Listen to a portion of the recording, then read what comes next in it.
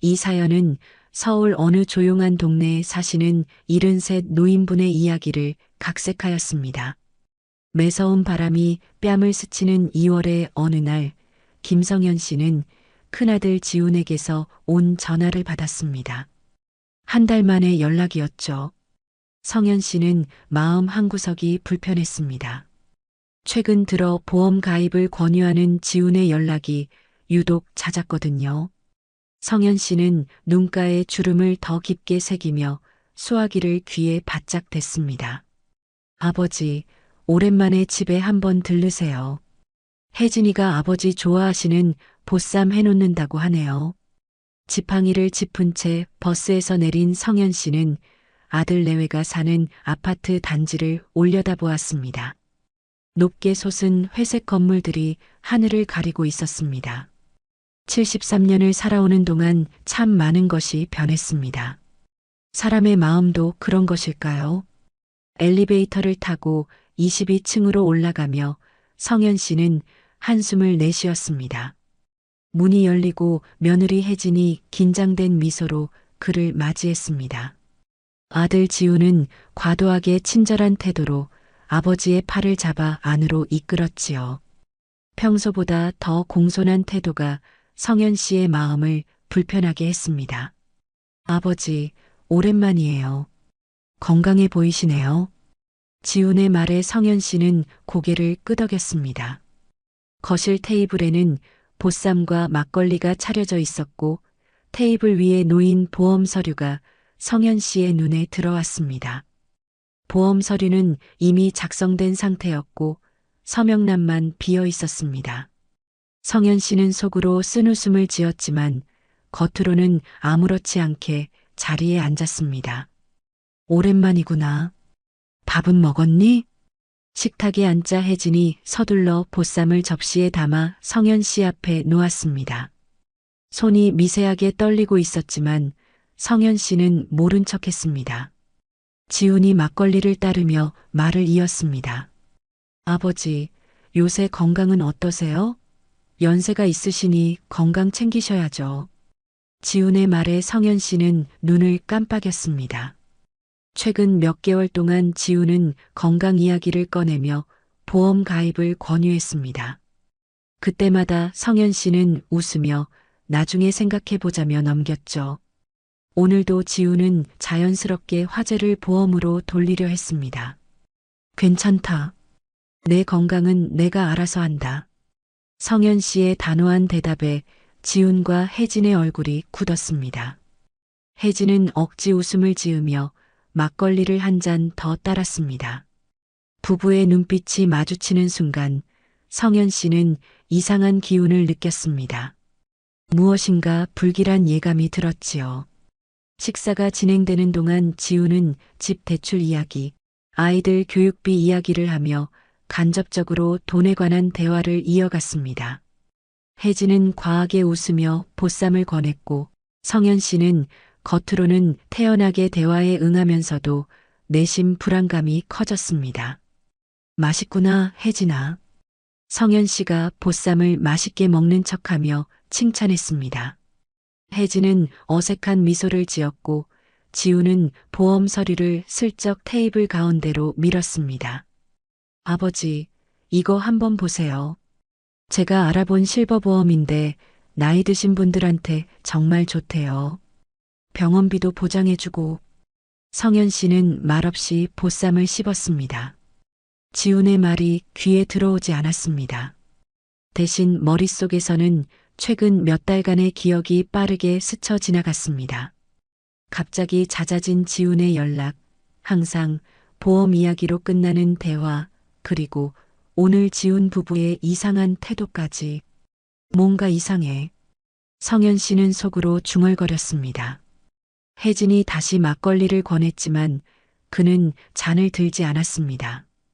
대신 지팡이를 무릎 위에 올려놓고 손가락으로 천천히 두드렸습니다. 50년 넘게 살아온 단칸방에서 홀로 지내는 그의 외로움을 아들이 이용하려는 건 아닐까? 그런 생각이 머릿속을 맴돌았습니다. 식사가 계속되는 동안 성현 씨는 표정을 감추고 지훈 부부의 행동을 유심히 관찰했습니다. 혜진의 불안한 눈빛, 지훈의 과도한 친절함. 모든 것이 어색했고 부자연스러웠습니다. 무언가 큰 일이 벌어질 것 같은 예감에 성현 씨는 식은땀이 등을 타고 흘러내리는 것을 느꼈습니다. 아버지, 술 한 잔 더 하세요. 지훈이 막걸리를 권하며 웃었지만 그 웃음이 눈까지 가지 않는다는 것을 성현 씨는 놓치지 않았습니다. 그는 천천히 젓가락을 내려놓으며 깊은 숨을 들이마셨습니다. 이제 조금만 더 지켜보면 모든 것이 드러날 것 같았습니다. 좋지 않은 예감이 점점 더 커져갔습니다. 식사가 한창일 때 성현 씨의 휴대전화가 울렸습니다. 화면에는 둘째 아들 진수의 이름이 떠 있었습니다. 평소 바쁘다는 핑계로 연락이 뜸했던 아들이었기에 성현 씨는 의아한 표정으로 전화를 받았습니다. 아버지, 어디 계세요? 진수의 목소리가 다급했습니다. 성현 씨는 지훈과 혜진의 시선을 의식하며 침착하게 대답했습니다. 지훈이네 집에 있다. 왜? 수화기 너머로 진수의 숨을 고르는 소리가 들렸습니다. 잠시 침묵이 흐른 후 진수의 목소리가 낮게 떨렸습니다. 아버지, 큰일 났어요. 아버지 보험 수령자가 큰형 이름으로 위조 변경됐어요. 제가 보험사에서 일하는 친구를 통해 확인했는데 서명이 위조됐대요. 아버지, 거기서 뭐라도 드시지 마세요. 성현 씨의 손가락이 경직되었습니다. 그의 눈동자가 식탁 위 막걸리 잔으로 향했습니다. 아직 입에 대지 않은 잔에 투명한 액체가 담겨 있었죠. 순간 모든 것이 명확해졌습니다. 지훈의 잦은 전화, 갑작스러운 식사 초대, 보험 가입 권유, 혜진의 떨리는 손길, 모두 연결되었습니다. 알았다. 나중에 통화하자. 성현 씨는 담담하게 전화를 끊었습니다. 그의 마음속에서는 폭풍이 일었지만 얼굴에는 아무런 감정도 드러내지 않았습니다. 73년을 살아오면서 인생의 모진 풍파를 견뎌온 그였습니다. 이 상황도 침착하게 대처해야 했습니다. 누구세요, 아버지? 지훈이 물었습니다. 진수다. 그냥 안부 전화였어. 성현 씨는 태연하게 대답하며 보쌈을 집어 입에 넣었습니다. 그러나 머릿속에서는 온갖 생각이 빠르게 스쳐 지나갔습니다. 이 새끼들이 나를 죽이려는구나. 소름이 등줄기를 타고 내려갔지만 그는 냉정함을 유지했습니다. 살아남기 위해서는 지금 이 순간을 지혜롭게 넘겨야 했습니다. 아버지, 막걸리 더 드세요. 혜진이 다시 잔을 권했습니다. 성현 씨는 미소를 지으며 잔을 들었습니다. 그러나 입에 대는 척만 할 뿐 실제로는 한 방울도 마시지 않았습니다. 아들과 며느리의 눈빛이 변했습니다. 기대와 초조함이 뒤섞인 듯 했습니다. 맛있구나. 오랜만에 먹으니 더 맛있네. 성현 씨의 말에 지훈 부부는 안심한 듯 미소를 지었습니다. 그러나 성현 씨의 눈빛은 이미 차가워져 있었습니다. 무릎 위에 올려둔 지팡이를 꽉 쥐었습니다. 50년간 몫으로 일했던 단단한 소나기의 힘이 지팡이에 전해졌습니다. 아버지, 이 보험 한번 보세요. 지금 가입하시면 특별 혜택도 있고. 지훈이 다시 보험 이야기를 꺼냈습니다. 성현 씨는 고개를 끄덕이며 서류를 건네받았습니다. 서류를 보는 척하며 그는 시선을 내렸고 그 순간 재빠르게 움직였습니다. 갑자기 지팡이를 들어올려 지훈의 무릎을 강타했습니다. 으악! 지훈의 비명이 아파트에 울려 퍼졌습니다. 예상치 못한 공격에 그는 의자에서 굴러떨어졌고 혜진은 놀라 비명을 지르며 막걸리 병을 떨어뜨렸습니다. 병이 깨지며 액체가 바닥에 쏟아졌습니다. 너희가 나를 죽이려 했지? 성현 씨의 목소리는 차갑고 단호했습니다. 지우는 통증에 일그러진 얼굴로 부정했습니다. 아버지, 무슨 소리예요? 오해하신 거예요? 성현 씨는 지팡이로 테이블을 내리쳤습니다. 소리가 울려 퍼졌고 식기들이 덜그럭거렸습니다. 내가 살면서 배운 게 있다면 사람 눈빛은 거짓말을 못한다는 거야. 성현 씨는 천천히 일어섰습니다. 지팡이를 짚고 있지만 그 모습은 결코 연약하지 않았습니다. 73년의 세월이 그에게 지혜와 단단함을 주었습니다. 혜진아, 내 남편이 너한테 뭐라고 했어? 시아버지가 죽으면 보험금이 입금된다고? 그걸로 대출 갚으려고 했어? 혜진의 얼굴이 창백해졌습니다. 그녀의 눈에서 눈물이 흘러내렸습니다. 죄책감과 두려움이 뒤섞인 표정이었습니다. 아버지, 저는 혜진의 말은 흐느낌으로 끊겼습니다. 성현 씨는 더 이상 머무를 이유가 없다고 판단했습니다. 그는 지팡이를 단단히 쥐고 현관으로 향했습니다. 지훈이 무릎을 붙잡고 신음하며 일어나려 했지만 성현 씨는 뒤돌아보지 않았습니다. 아버지, 가지 마세요. 정말 오해예요. 지훈의 외침이 등 뒤에서 들려왔지만 성현 씨는 이미 문을 열고 복도로 나와 있었습니다. 심장이 격렬하게 뛰었습니다. 평생 한 번도 느껴보지 못한 분노와 배신감이 온몸을 휩쓸었습니다. 자신의 핏줄, 자신이 그토록 사랑했던 아들이 자신을 죽이려 했다는 사실을 받아들이기 어려웠습니다. 엘리베이터를 타고 내려가는 동안 성현 씨는 다음 행동을 계획했습니다. 먼저 안전한 곳으로 가야 했습니다. 그리고 증거를 확보해야 했죠. 아파트 단지를 나와 성현 씨는 택시를 잡아탔습니다. 병원으로 가주세요. 택시 안에서 성현 씨는 진수에게 전화를 걸었습니다. 전화를 받은 진수의 목소리는 여전히 다급했습니다. 아버지, 괜찮으세요? 뭐 드셨어요? 괜찮다. 난 아무것도 먹지 않았어. 지금 병원으로 가고 있으니 너도 거기로 와라. 전화를 끊고 성현 씨는 창밖을 바라보았습니다. 서울의 밤거리가 빠르게 지나갔습니다. 그의 마음속에는 슬픔이 가득했습니다. 아들을 어떻게 키웠길래 이런 일이 벌어진 걸까요? 무엇이 잘못된 걸까요? 수많은 질문이 머릿속을 맴돌았지만 지금은 살아남는 것이 우선이었습니다. 살아야 복수한다. 성현 씨는 이를 악물었습니다. 그의 눈에서 결의가 빛났습니다. 이제 더 이상 나약한 노인이 아니었습니다. 자신의 목숨을 지키기 위해, 정의를 위해 싸울 준비가 된 사람이었습니다. 택시가 병원 응급실 앞에 멈췄습니다. 성현 씨는 의사에게 상황을 설명했고 경찰에 신고했습니다. 혹시 모를 독성 물질을 확인하기 위한 검사도 받았죠. 모든 것이 빠르게 진행되었습니다. 병원 응급실의 형광등 불빛이 성현 씨의 주름진 얼굴을 비추고 있었습니다.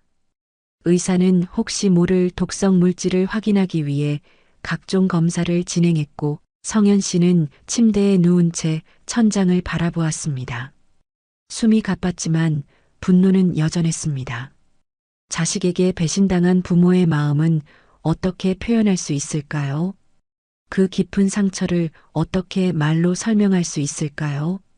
아버지, 진수가 헐레벌떡 응급실로 뛰어들어왔습니다. 그의 얼굴은 땀으로 범벅이 되어 있었고 눈에는 걱정이 가득했습니다. 성현 씨를 보자마자 진수는 안도의 한숨을 내쉬었습니다. 괜찮으세요? 정말 아무것도 안 드셨어요? 성현 씨는 고개를 끄덕였습니다. 내 전화 덕분에 살았다. 진수는 아버지 곁에 앉아 그의 손을 잡았습니다. 손바닥에 새겨진 깊은 주름은 평생 가족을 위해 일해온 흔적이었습니다. 진수의 눈에 눈물이 고였습니다. 어떻게 이런 일이, 형이 어떻게, 말을 잇지 못하는 진수를 보며 성현 씨는 한숨을 내쉬었습니다. 자식들 사이에 벌어진 이런 상황이 그저 슬펐습니다. 어느 순간부터 가족이라는 이름이 이렇게 무너져 버렸는지 그는 알 수 없었습니다. 보험건은 어떻게 알게 됐니? 진수는 깊은 숨을 들이마시고 설명했습니다. 제 대학 동창이 아버지 보험사에서 일하는데 우연히 계약 변경 서류를 보게 됐대요. 서명이 이상해서 연락한 거예요. 형이 최근에 사업에 큰 손해를 봤다는 소문이 있어서 불길한 예감이 들었어요. 경찰이 도착하자 성현 씨는 모든 상황을 진술했습니다. 막걸리에 무엇을 탔는지, 보험 수령자가 어떻게 변경됐는지, 그리고 지훈 부부의 이상한 행동까지. 경찰은 즉시 조사에 착수했고 성현 씨의 집으로 가기 위한 계획을 세웠습니다. 김 선생님, 증거를 확보하기 위해서는 현장으로 돌아가야 합니다. 괜찮으시겠어요? 경찰의 질문에 성현 씨는 망설임 없이 고개를 끄덕였습니다. 진수가 걱정스러운 표정으로 말했습니다. 아버지, 위험해요. 제가 대신 갈게요. 성현 씨는 진수의 어깨를 두드렸습니다. 내가 가야 한다. 내 아들이니까. 병원에서 나와 경찰차에 오른 성현 씨는 창밖을 바라보았습니다. 서울의 밤거리는 여전히 분주했고 사람들은 각자의 삶을 살아가고 있었습니다. 그 속에서 자신의 가족은 산산조각 나고 있었습니다. 경찰차가 아파트 단지에 도착했을 때 성현 씨의 심장은 다시 빠르게 뛰기 시작했습니다. 경찰 2명과 함께 엘리베이터를 타고 22층으로 올라갔습니다. 문 앞에 서자 성현 씨는 깊은 숨을 들이마셨습니다. 준비되셨습니까? 경찰의 질문에 성현 씨는 고개를 끄덕였습니다. 경찰이 초인종을 누르자 잠시 후 문이 열렸습니다. 혜진의 놀란 얼굴이 보였고 뒤에는 무릎을 붙잡고 있는 지훈이 있었습니다. 아버지, 지훈의 목소리가 떨렸습니다. 경찰은 자신들의 신분을 밝히고 들어갔습니다. 거실은 여전히 식사 자리가 그대로였고 바닥에는 깨진 막걸리 병의 흔적이 남아 있었습니다. 성현 씨는 담담한 표정으로 소파에 앉았습니다. 지훈아, 왜 그랬니?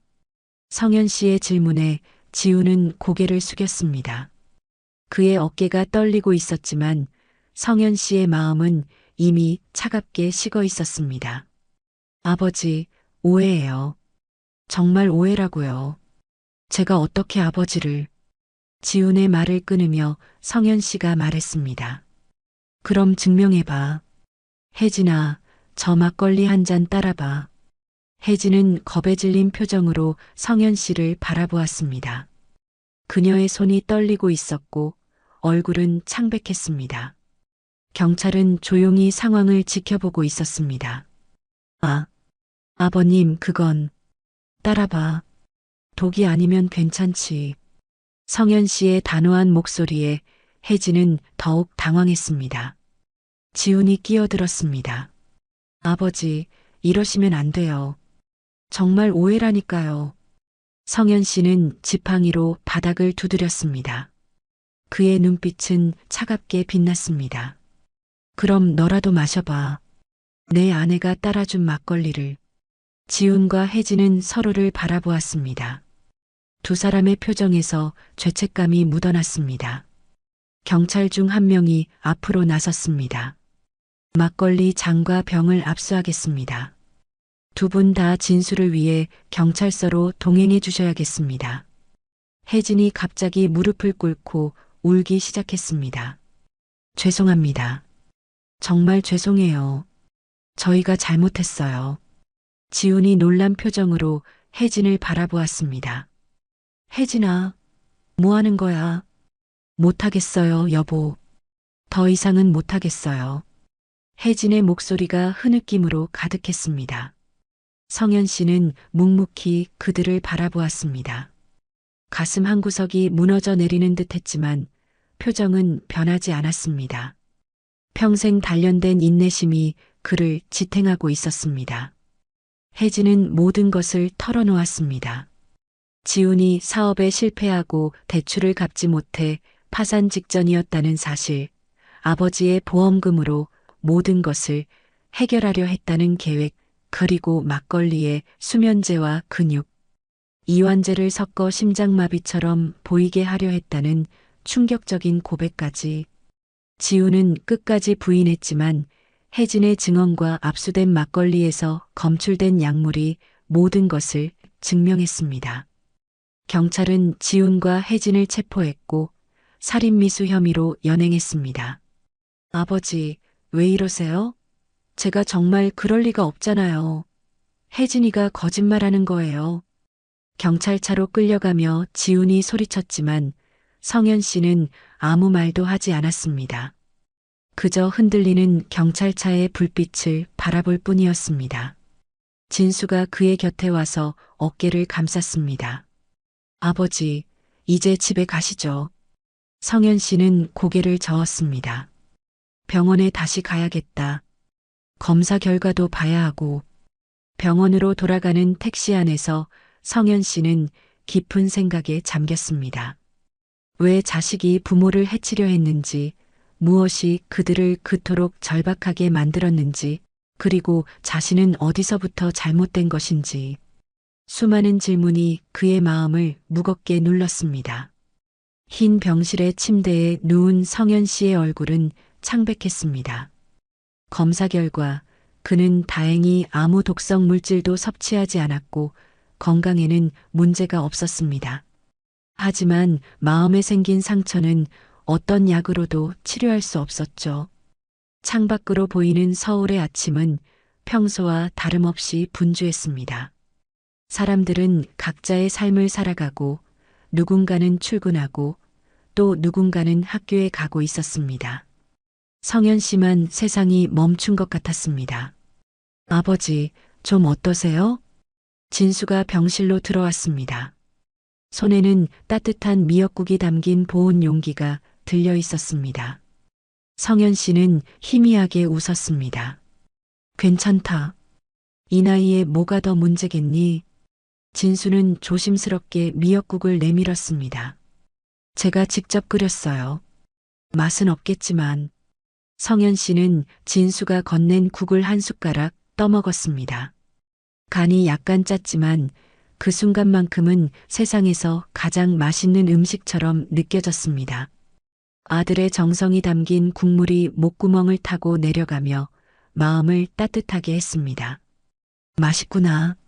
진수는 아버지의 말에 안도의 표정을 지었습니다.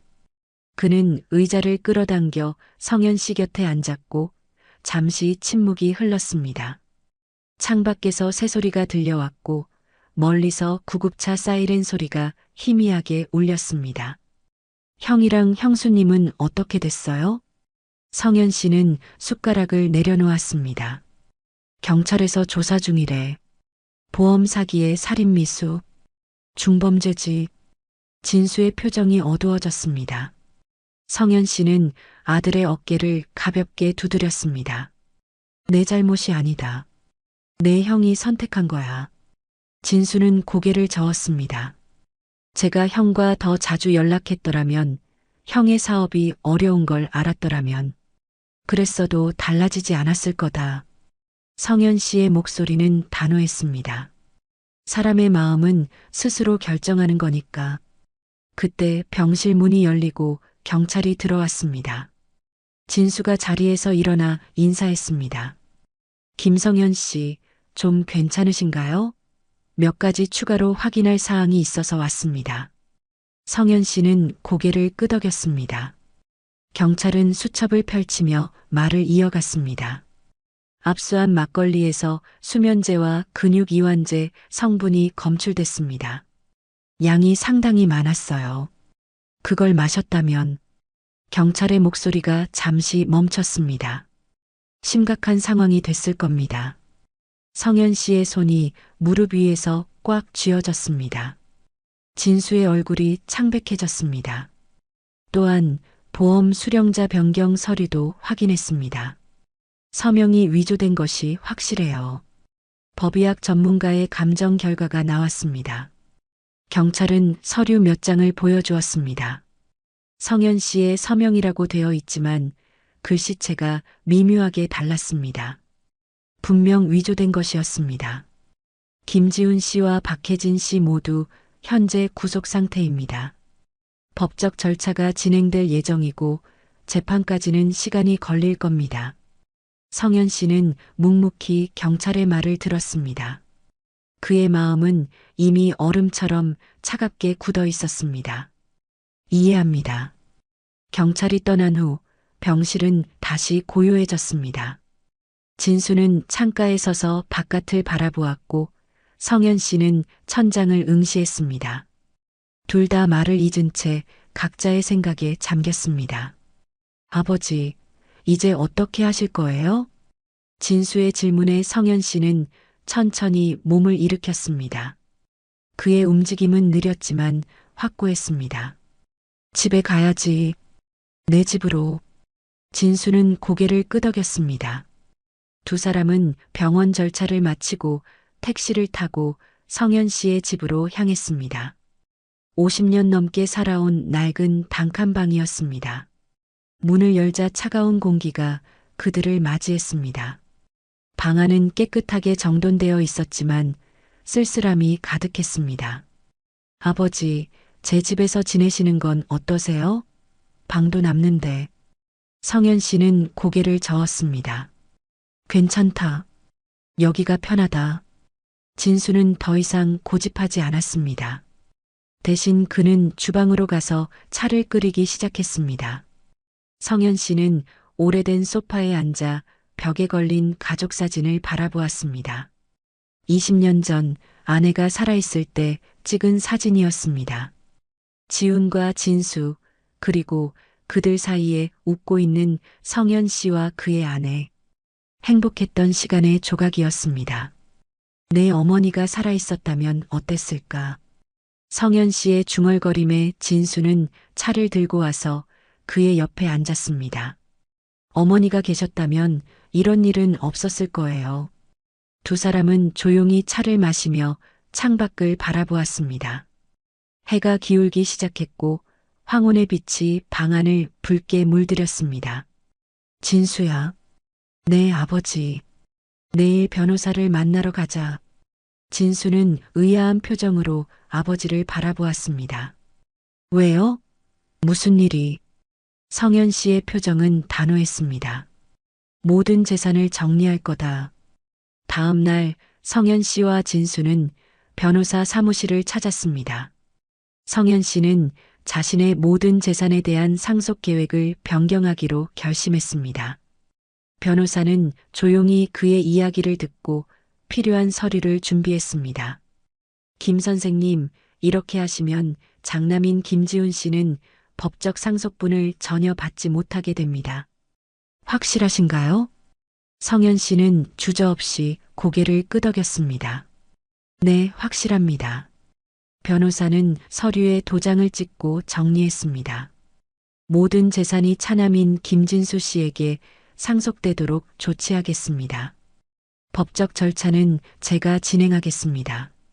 진수는 놀란 표정으로 아버지를 바라보았습니다. 아버지, 저는 말하지 마라.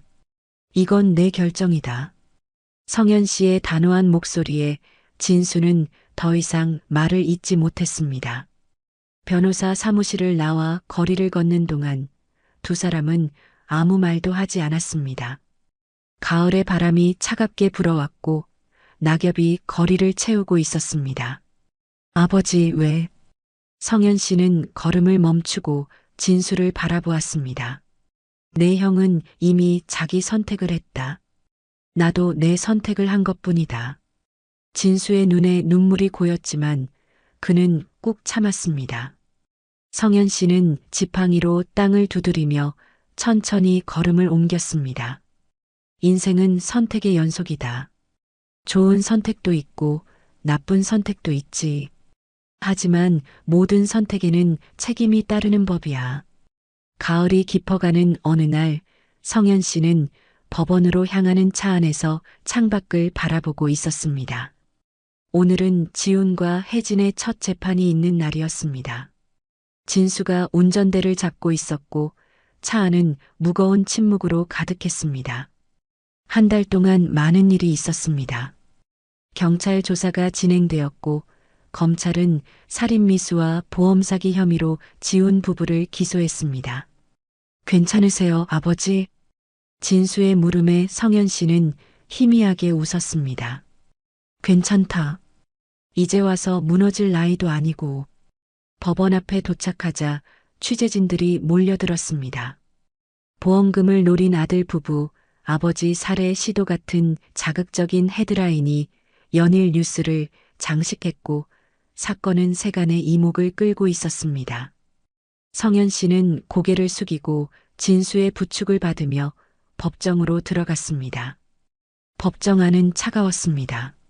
사람들의 시선이 성현 씨에게 쏠렸고 그는 앞줄에 자리를 잡았습니다. 잠시 후 수갑을 찬 지훈과 혜진이 들어왔습니다.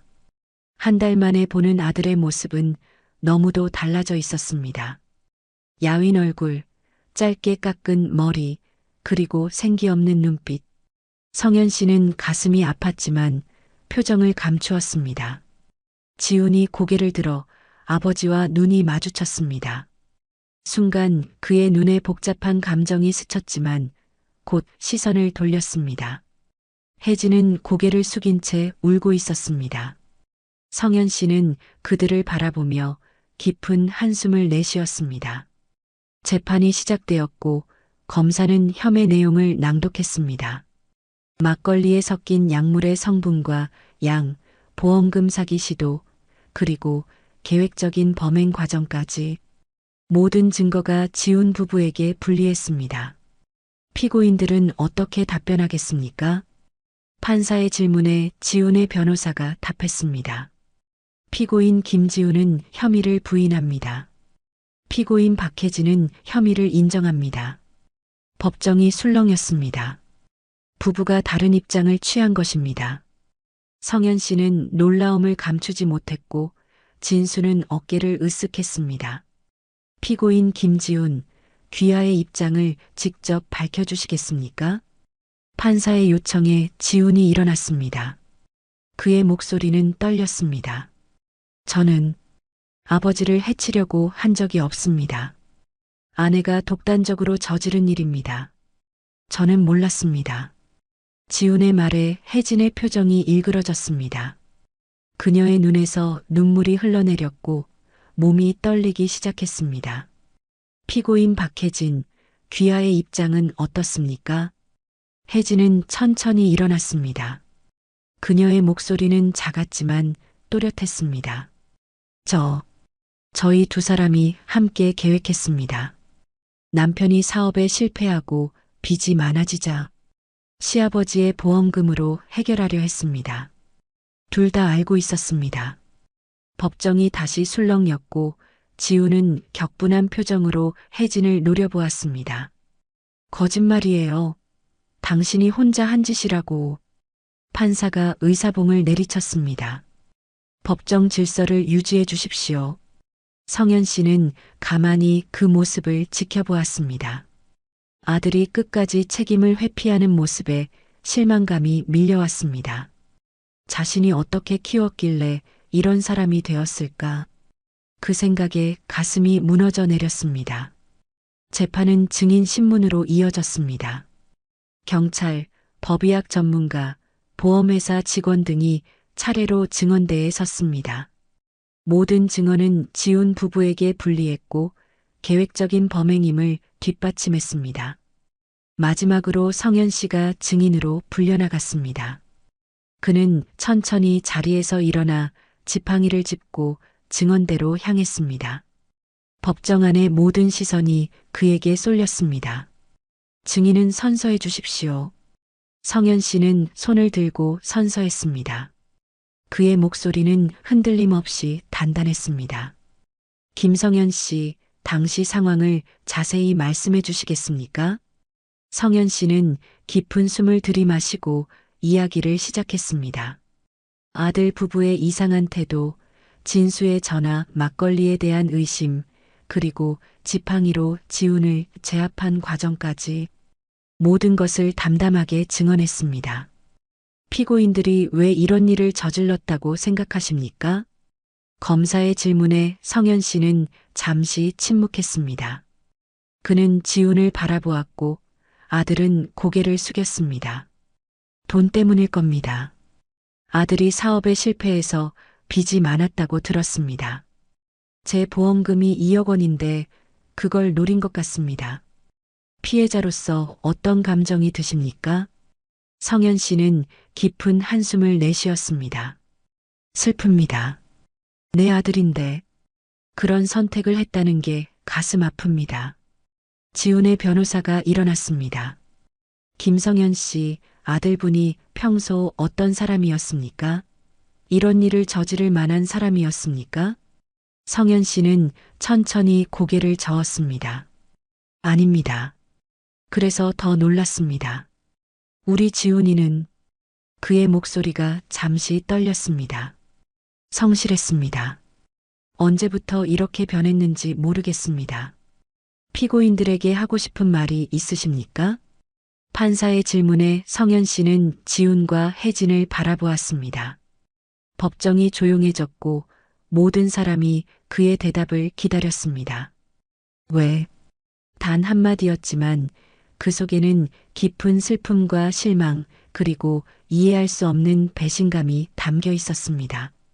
지훈은 아버지의 눈을 피했고 혜진은 흐느끼며 고개를 숙였습니다. 증언이 끝나고 성현 씨는 자리로 돌아왔습니다. 진수가 그의 어깨를 가볍게 두드렸고 성현 씨는 미소로 답했습니다. 재판은 계속되었고 검사와 변호사의 최종 변론이 이어졌습니다.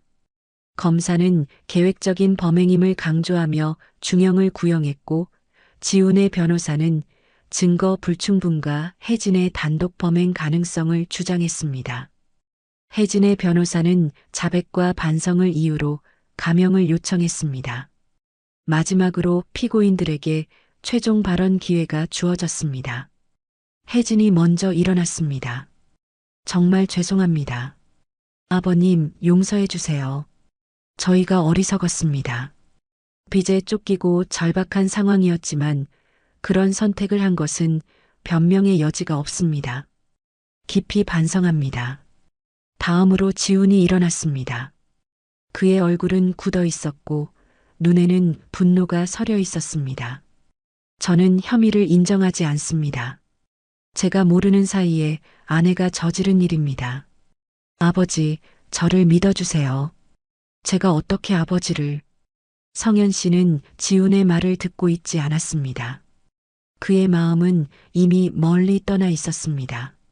아내가 살아있던 시절, 아이들이 어렸을 때의 행복했던 순간들, 그런 기억들만이 그를 위로했습니다. 재판이 끝나고 성현 씨와 진수는 법원을 빠져나왔습니다. 취재진들이 다시 몰려들었지만 두 사람은 아무 말 없이 차로 향했습니다. 아버지, 집에 가시죠. 성현 씨는 고개를 끄덕였습니다. 그래, 가자. 차가운 겨울바람이 불기 시작한 12월, 법원의 판결이 내려졌습니다. 지훈은 살인미수와 보험사기 혐의로 징역 7년, 혜진은 자백과 반성을 참작해 징역 5년을 선고받았습니다. 판결문이 낭독될 때 성현 씨는 법정 맨 뒷자리에 앉아 묵묵히 지켜보았습니다. 아들이 수갑을 찬 채 법정을 나갈 때도 그는 움직이지 않았습니다. 아버지, 이제 가시죠. 진수의 부드러운 목소리에 성현 씨는 천천히 자리에서 일어났습니다. 그의 걸음은 무거웠고 지팡이에 의지하는 힘이 평소보다 더 강했습니다. 법원을 나오는 길에 눈이 내리기 시작했습니다. 하얀 눈송이가 성현 씨의 머리카락과 어깨에 내려앉았습니다. 차가운 날씨네. 성현 씨가 중얼거렸습니다. 집으로 돌아가는 길, 성현 씨는 창밖을 바라보며 생각에 잠겼습니다. 그의 인생은 어떻게 이런 지경에 이르게 된 걸까요? 평생 성실하게 일하며 가족을 위해 헌신했지만 결국 그가 받은 것은 배신이었습니다. 세상이 무너진 듯한 느낌이었습니다. 아버지, 저녁 드시고 푹 쉬세요. 내일은 제가 일찍 와서 모시고 병원에 가겠습니다. 진수의 말에 성현 씨는 고개를 끄덕였습니다. 최근 그의 건강이 악화되어 정기적인 검진이 필요했습니다. 사건 이후 심장이 좋지 않아 약을 복용하고 있었고, 밤에는 가슴 통증으로 잠을 이루지 못하는 날도 많았습니다. 진수가 떠난 후 성현 씨는 혼자 남겨진 집에서 저녁을 준비했습니다. 간단한 라면을 끓이며 그는 지훈과 함께했던 어린 시절을 떠올렸습니다. 5살 지훈이 아버지의 손을 잡고 공원을 걷던 모습, 중학교 졸업식 날 환하게 웃던 모습, 첫 직장에 취업했다며 자랑스럽게 보고하던 모습, 모든 기억이 마치 어제 일처럼 생생했습니다. 아, 머리가. 갑자기 성현 씨의 눈앞이 흐려지고 머리가 지끈거렸습니다. 그는 의자에 앉아 천천히 숨을 고르며 약을 찾았습니다. 손이 떨려 약병을 떨어뜨렸고 작은 알약들이 바닥에 흩어졌습니다. 그는 천천히 몸을 굽혀 약을 주었습니다. 이렇게 무기력한 노인이 되어버렸구나. 약을 삼키고 누운 성현 씨는 천장을 바라보았습니다. 고요한 밤 집안에는 시계 초침 소리만 가득했습니다. 그는 옆에 있어야 할 아들이 감옥에 있다는 현실을 다시 한번 실감했습니다. 다음 날 아침 약속대로 진수가 찾아왔습니다. 그는 따뜻한 죽을 가져왔고 성현 씨는 감사의 마음으로 받았습니다. 아버지, 잘 주무셨어요? 성현 씨는 고개를 끄덕였습니다. 사실은 밤새 통증으로 뒤척였지만 아들을 걱정시키고 싶지 않았습니다. 그럼 준비하시고 병원에 갈까요? 병원에서의 검진 결과는 좋지 않았습니다. 의사는 성현 씨의 심장 상태가 악화되었다며 더 강한 약을 처방했고 가능하면 입원 치료를 권했습니다. 하지만 성현 씨는 완강하게 거부했습니다. 집에서 약 먹으면서 지낼 거다. 병원은 싫어. 진수는 걱정스러운 표정으로 아버지를 바라보았지만 더 이상 강요하지 않았습니다. 대신 그는 매일 아버지를 돌보기로 마음먹었습니다. 병원에서 나온 후 두 사람은 근처 공원에 앉았습니다. 겨울이지만 햇살이 따뜻했고 아이들이 눈사람을 만들며 뛰어놀고 있었습니다. 저 아이들 보니까 지훈이 어렸을 때가 생각나는구나. 성현 씨가 중얼거렸습니다. 진수는 조용히 아버지의 손을 잡았습니다. 그 손은 차가웠고 굳은 살이 박혀 있었습니다. 평생 몫으로 일하며 가족을 위해 헌신한 손이었습니다. 아버지, 형을 용서하실 건가요? 성현 씨는 한동안 대답하지 않았습니다. 그는 멀리 하늘을 바라보았고 눈가에 주름이 깊게 패였습니다. 용서라. 쉽지 않구나. 진수는 더 이상 묻지 않았습니다. 두 사람은 그렇게 한동안 공원 벤치에 앉아 아무 말 없이 시간을 보냈습니다. 며칠 후 성현 씨는 변호사 사무실을 다시 찾았습니다. 그는 몇 가지 법적 절차를 마무리 짓고 싶어 했습니다. 김 선생님, 상속 문제는 정리가 됐습니다. 이제 마지막으로 확인하고 서명만 하시면 됩니다. 변호사가 건넨 서류를 받아들며 성현 씨는 깊은 숨을 들이마셨습니다. 그의 모든 재산은 진수에게 상속되었고 지훈은 완전히 배제되었습니다. 법적으로는 당연한 결과였지만 아버지로서는 무거운 결정이었습니다. 이게 맞는 걸까? 성현 씨가 혼잣말처럼 중얼거렸습니다. 변호사는 공감의 눈빛으로 그를 바라보았습니다. 어려운 결정이시겠지만 법적으로는 문제가 없습니다. 언제든지 마음이 바뀌시면 다시 변경할 수 있고요. 성현 씨는 천천히 고개를 끄덕이고 서명했습니다. 그것으로 모든 절차가 마무리되었습니다. 이제 그에게 남은 것은 상처뿐이었습니다. 변호사 사무실에서 나와 성현 씨는 천천히 거리를 걸었습니다. 사람들은 분주히 오가고 있었고 크리스마스를 앞둔 거리는 화려한 장식으로 꾸며져 있었습니다. 하지만 성현 씨의 눈에는 그 어떤 빛도 들어오지 않았습니다. 카페에서 따뜻한 커피를 마시며 그는 창밖을 바라보았습니다. 행복한 가족들이 선물을 사고 웃으며 지나가는 모습이 보였습니다. 그런 모습을 보니 더욱 마음이 아팠습니다. 저기요, 괜찮으세요? 옆 테이블에 앉은 중년 여성이 걱정스럽게 물었습니다. 성현 씨는 그제야 자신의 눈에서 눈물이 흐르고 있음을 깨달았습니다. 그는 서둘러 눈물을 닦고 미소를 지었습니다. 괜찮습니다. 그냥 옛날 생각이 나서. 여성은 따뜻한 미소를 지어 보였고 성현 씨는 그녀에게 고개를 끄덕여 감사의 마음을 전했습니다.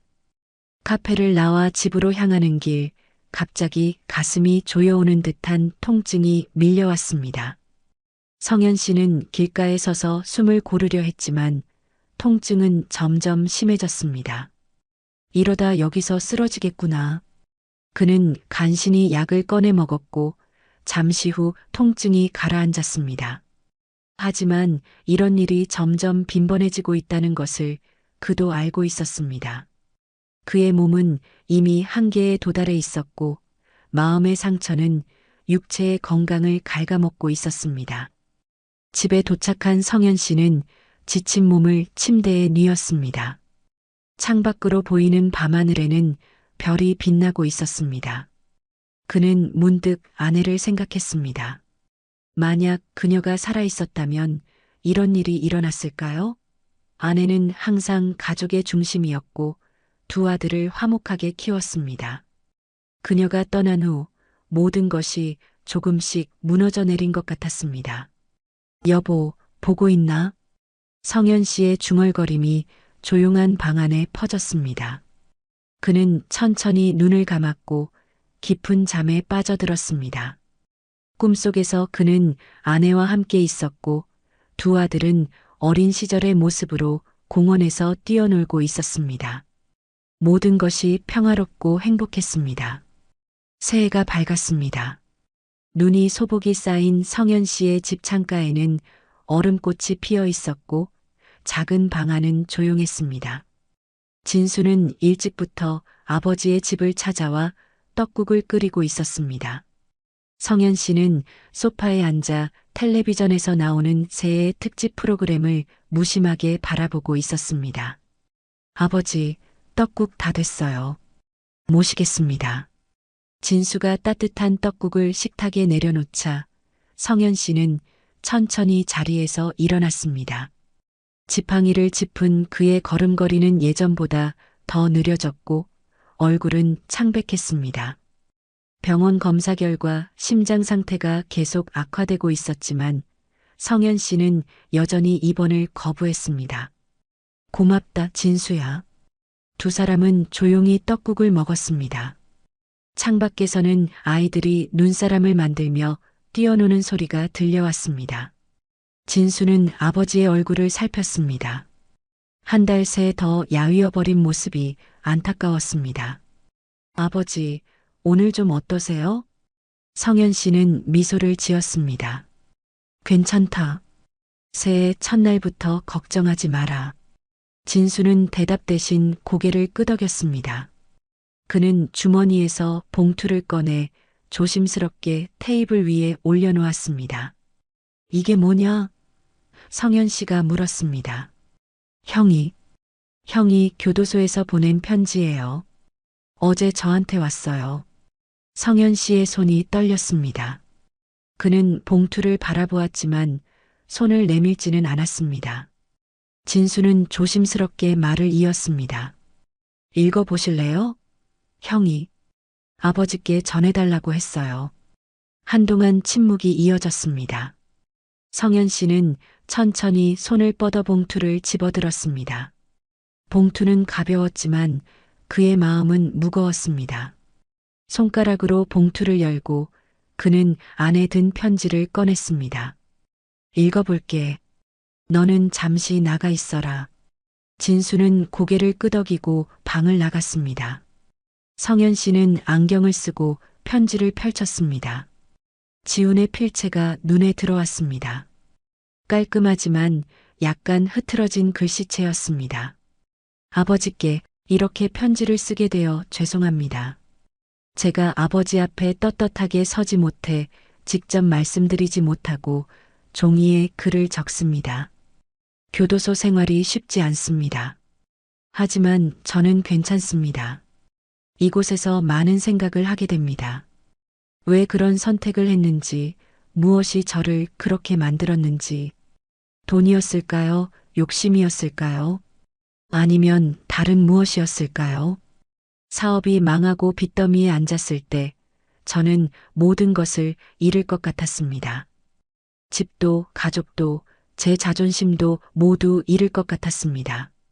그때 아버지의 보험금이 눈에 들어왔고 생각이 잘못된 방향으로 흘러갔습니다. 변명하지 않겠습니다. 제가 한 일은 용서받을 수 없는 행동입니다. 자식이 어떻게 부모를 생각만 해도 소름이 돋습니다. 하지만 저는 아직도 그날 밤 아버지가 물어본 왜라는 질문에 정확한 대답을 찾지 못했습니다. 아버지의 상속 결정에 대해 들었습니다. 당연한 결정입니다. 제가 아버지의 아들 자격을 스스로 버렸으니까요. 진수가 모든 것을 물려받는 것이 마땅합니다. 그 아이는 항상 올바른 선택을 했으니까요. 제 형제에게 감사합니다. 진수가 아니었다면 저는 정말로 돌이킬 수 없는 죄를 지었을 것입니다. 제 아내도 이곳에서 많이 반성하고 있습니다. 그녀는 매일 울며 참회한다고 합니다. 아버지, 저는 감히 용서를 구할 수 없습니다. 다만 아버지의 건강을 빕니다. 오래오래 사셨으면 합니다. 그리고 언젠가 기회가 된다면 한 번만 뵙고 싶습니다. 불효자 아들 지훈 올림. 성현 씨의 손이 떨렸고 편지 위로 눈물방울이 떨어졌습니다. 그는 안경을 벗고 눈을 비볐습니다. 50년이 넘는 세월 동안 몫으로 일하며 단련된 거친 손이었지만 이제는 노쇠하고 약해진 손이었습니다. 진수야. 성현 씨가 불렀습니다. 진수가 방으로 들어왔습니다. 그는 아버지의 눈물 흐른 얼굴을 보고 말없이 곁에 앉았습니다. 내 형이 용서를 구하는구나. 진수는 조심스럽게 아버지의 손을 잡았습니다. 형이 많이 반성하고 있대요. 교도관도 그러더라고요. 성현 씨는 편지를 천천히 접어 봉투에 넣었습니다. 그의 표정은 복잡했습니다. 분노와 슬픔, 그리고 작은 희망이 뒤섞인 듯 했습니다.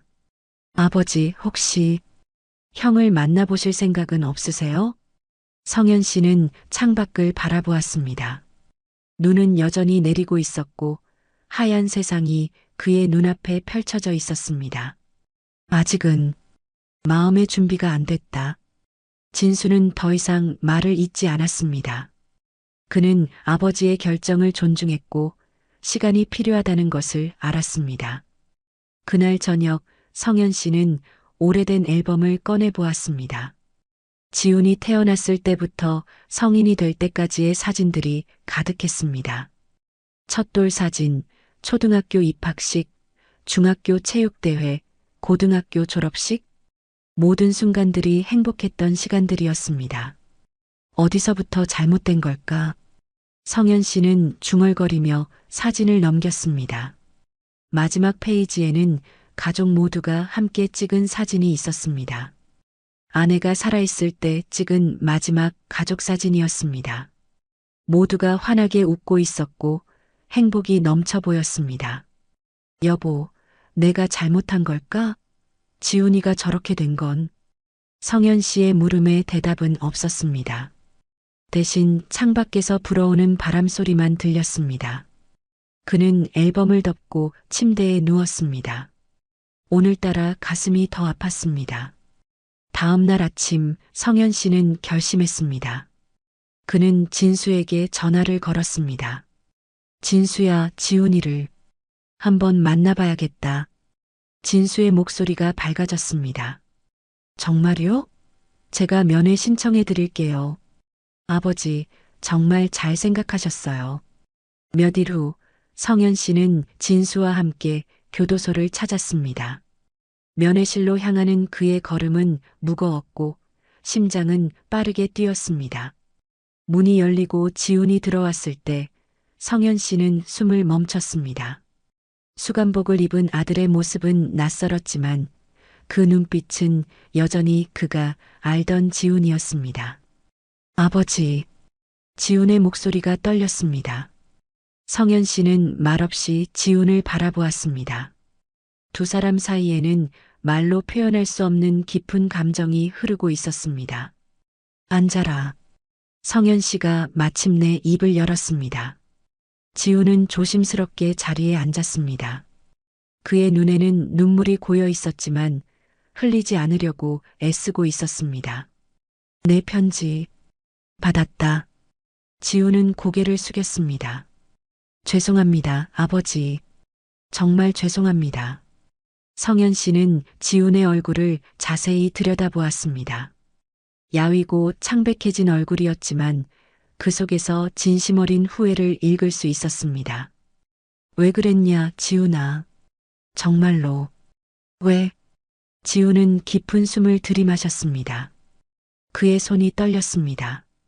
제가 겁이 났습니다. 모든 것을 잃게 될까봐. 하지만 그건 변명에 불과합니다. 제가 잘못했습니다. 용서받을 수 없다는 것을 알지만 정말 죄송합니다. 성현 씨의 눈에서 눈물이 흘렀습니다. 그는 손을 뻗어 지훈의 손을 잡았습니다. 차갑고 마른 손이었지만 그 속에서 아들의 온기를 느낄 수 있었습니다. 내 어머니가 살아있었다면 얼마나 가슴 아파했을까. 지훈도 눈물을 흘렸습니다. 어머니를 생각하면 더 죄송스럽습니다. 두 사람은 한동안 말없이 손을 잡고 있었습니다. 진수는 조용히 뒤에서 지켜보았습니다. 세 사람의 가족이 오랜만에 한 공간에 있었지만 그 상황은 누구도 원하지 않았던 모습이었습니다. 2월의 마지막 날 성현 씨는 병원 침대에 누워 있었습니다. 겨울이 가고 봄이 오는 길목에서 그의 건강은 급격히 악화되었습니다. 심장 발작으로 응급실에 실려온 지 일주일, 의사들은 더 이상의 치료 방법이 없다고 말했습니다. 진수는 매일 병원에 머물며 아버지를 돌보았고 교도소에 있는 지훈에게도 상황을 알렸습니다. 아버지, 오늘은 좀 어떠세요? 진수가 병실에 들어오며 물었습니다. 성현 씨는 희미하게 웃었습니다. 그의 얼굴은 창백했고 손은 더욱 마르고 주름졌습니다. 하지만 눈빛은 여전히 맑았습니다. 괜찮다. 그저 조금 피곤할 뿐이야. 진수는 아버지의 이마에 손을 얹었습니다. 체온이 약간 높았습니다. 그는 걱정스러운 표정으로 간호사를 불렀고 간호사는 체온을 재고 의사를 호출했습니다. 김 선생님, 열이 있으시네요. 항생제를 추가로 투여하겠습니다. 의사는 성현 씨의 상태를 확인하고 진수를 복도로 불러냈습니다. 상태가 좋지 않습니다. 심장 기능이 계속 약화되고 있고 이제 폐에도 문제가 생겼습니다. 솔직히 말씀드리자면 의사는 잠시 말을 멈추고 깊은 숨을 내쉬었습니다. 시간이 얼마 남지 않은 것 같습니다. 가족들에게 연락하시는 게 좋겠습니다. 진수의 눈에 눈물이 고였습니다. 그는 고개를 끄덕이고 병실로 돌아왔습니다. 성현 씨는 눈을 감고 있었지만 진수가 들어오자 천천히 눈을 떴습니다. 의사가 뭐래? 성현 씨의 목소리는 약했지만 또렷했습니다. 진수는 아버지의 손을 잡았습니다. 괜찮으세요? 그냥 좀 더 쉬셔야 한대요. 성현 씨는 미소를 지었습니다. 거짓말하지 마라. 내가 얼마나 살았는데. 내 몸 상태는 내가 제일 잘 안다. 진수는 아무 말도 하지 못했습니다.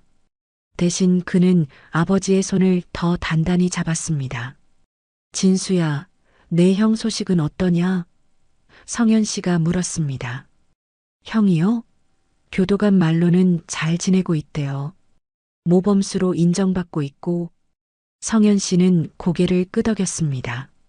그래, 좋다. 잠시 침묵이 흐른 후 성현 씨는 진수를 바라보았습니다. 그의 눈에는 결의가 담겨 있었습니다. 진수야, 지훈이를 한 번만 더 보고 싶구나. 진수의 눈이 커졌습니다. 형이요? 하지만 형은 교도소에 특별 면회를 신청해라. 내 건강 상태로 허락해 줄 거다. 진수는 고개를 끄덕이고 즉시 행동에 옮겼습니다. 그는 교도소에 연락해 아버지의 상태를 설명하고 특별 면회를 요청했습니다. 긴 절차와 논의 끝에 다행히 교도소 측은 인도적 차원에서 지훈의 특별 면회를 허락했습니다. 보안 요원 2명의 호송하에 병원을 방문하는 조건이었습니다. 다음 날 아침 지훈은 수갑을 찬 채로 병원에 도착했습니다. 보안 요원들은 병실 밖에서 대기했고 지훈은 아버지의 병실로 들어갔습니다. 진수가 문을 열어주었고 지훈의 눈에는 병상에 누워있는 아버지의 모습이 들어왔습니다. 아버지, 지훈의 목소리가 떨렸습니다. 성현 씨는 천천히 고개를 돌려 아들을 바라보았습니다. 그의 얼굴에 미소가 번졌습니다. 왔구나, 지훈아. 지훈은 조심스럽게 아버지의 침대 옆으로 다가갔습니다. 수갑 때문에 움직임이 불편했지만 그는 아버지의 손을 잡았습니다. 아버지, 어떻게 지내세요? 성현 씨는 작게 웃었습니다. 보다시피 이제 곧 내 어머니를 만나러 갈 것 같구나. 지훈의 눈에서 눈물이 흘렀습니다. 아버지, 그런 말씀 마세요. 곧 나아지실 거예요. 성현 씨는 천천히 고개를 저었습니다. 아니다. 나는 내 몸을 안다. 이제 때가 됐어. 병실은 고요했습니다. 창밖에서는 새들이 지저귀는 소리가 들렸고 멀리서 구급차 사이렌 소리가 희미하게 울렸습니다. 진수는 창가에 서서 두 사람을 지켜보고 있었습니다. 지훈아, 성현 씨가 약한 목소리로 불렀습니다. 네, 아버지. 너희 둘 다 이리 와라. 진수가 다가와 침대 반대편에 섰습니다. 성현 씨는 두 아들의 손을 모두 잡았습니다. 내가 이제 얼마 남지 않았다. 마지막으로 할 말이 있구나. 두 아들은 숨을 죽이고 아버지의 말을 기다렸습니다. 지훈아, 내가 한 일은 용서하기 어렵다. 하지만 넌 내 아들이고 아버지로서 널 사랑한다. 그걸 잊지 마라. 지훈은 흐느끼며 고개를 숙였습니다. 아버지, 정말 죄송합니다. 성현 씨는 지훈의 손을 꼭 잡았습니다. 내가 교도소에서 출소하면 새 삶을 살아라. 진심으로 반성하고 올바른 길을 가거라. 지훈은 고개를 끄덕였습니다. 눈물이 뺨을 타고 흘러내렸지만 그의 눈에는 결의가 담겨 있었습니다. 진수야. 성현 씨가 다른 아들을 바라보았습니다. 네, 아버지. 너는 항상 착하고 성실했다. 내 형을 도와주거라. 가족은 가족이니까. 진수도 눈물을 흘렸습니다. 네, 아버지. 걱정 마세요. 성현 씨는 두 아들을 번갈아 바라보았습니다. 그의 눈에는 평화로운 빛이 깃들어 있었습니다. 난 이제 너희 어머니를 만나러 간다. 그동안 고생 많았다고 전해줄게. 성현 씨의 목소리가 점점 약해졌습니다. 그의 숨소리도 느려졌고 손에 힘이 빠지기 시작했습니다. 아버지, 지훈이 소리쳤습니다. 진수가 재빨리 간호사 호출 버튼을 눌렀습니다. 의료진이 달려왔지만 성현 씨의 표정은 이미 평화로워져 있었습니다. 지훈아, 진수야, 너희를 사랑한다. 그것이 성현 씨의 마지막 말이었습니다. 그의 손이 완전히 힘을 잃고 숨소리가 멈췄습니다. 의사가 확인하고 고개를 저었습니다. 삼가 고인의 명복을 빕니다. 지우는 무릎을 꿇고 아버지의 손을 붙잡고 흐느꼈습니다. 진수는 멍하니 서 있다가 천천히 아버지의 눈을 감겨주었습니다. 병실은 슬픔으로 가득 찼지만 동시에 이상한 평화로움도 감돌았습니다. 장례식은 조용하게 치러졌습니다. 지우는 특별허가로 참석할 수 있었고 수갑을 찬 채로 아버지를 마지막으로 배웅했습니다. 많은 사람들이 찾아와 조문했고 성현 씨의 오랜 친구들과 동네 주민들이 슬픔을 나눴습니다. 장례를 마치고 지우는 교도소로 돌아가기 전에 진수와 마지막 대화를 나눴습니다. 진수야, 고마워. 진수는 형의 어깨를 두드렸습니다. 뭐가요? 내가 아니었으면 난 돌이킬 수 없는 죄를 지었을 거야. 그리고 아버지의 마지막을 보지 못했을 거고. 진수는 고개를 저었습니다. 그건 당연한 거예요. 우리는 가족이니까요. 두 형제는 서로를 바라보았습니다. 그들 사이에는 아버지의 부재라는 깊은 슬픔이 있었지만 동시에 새로운 시작에 대한 희망도 있었습니다. 출소하면 연락할게. 지훈이 말했습니다. 진수는 고개를 끄덕였습니다. 기다릴게요, 형. 보안 요원들이 지훈을 데리러 왔고 그는 다시 수갑을 찬 채 차에 올랐습니다. 진수는 차가 멀어질 때까지 손을 흔들었고 혼자 남겨진 후에야 눈물을 흘렸습니다. 그로부터 몇 년 후 지훈은 모범수로 인정받아 조기 출소했습니다. 그는 성실하게 사회에 복귀했고 진수와 함께 작은 목공소를 열었습니다. 아버지의 기술을 이어받아 그들은 함께 일하며 가족의 유대를 다시 쌓아갔습니다. 매년 성현 씨의 기일이 되면 두 형제는 산소를 찾아 참배했습니다. 그들은 아버지가 남긴 교훈을 가슴에 새기며 살아갔고 각자의 가정에서도 부모의 사랑을 실천했습니다. 성현 씨의 이야기는 그렇게 두 아들을 통해 계속 이어져 나갔습니다. 인생에서 돈과 욕심이 가족의 소중함보다 앞서게 된다면 돌이킬 수 없는 상처를 남기게 됩니다. 지우는 경제적 어려움 속에서 잘못된 선택을 했고 그것은 가족 전체에게 큰 아픔을 가져왔습니다. 하지만 동시에 이 이야기는 용서와 화해의 중요성도 보여줍니다. 성현 씨는 마지막 순간까지 아들을 용서하고 사랑했습니다. 비록 큰 배신을 당했지만 그의 마음속에는 항상 자식을 향한 사랑이 있었습니다. 또한 진수처럼 위기의 순간에 올바른 선택을 하는 용기의 중요성도 배울 수 있습니다.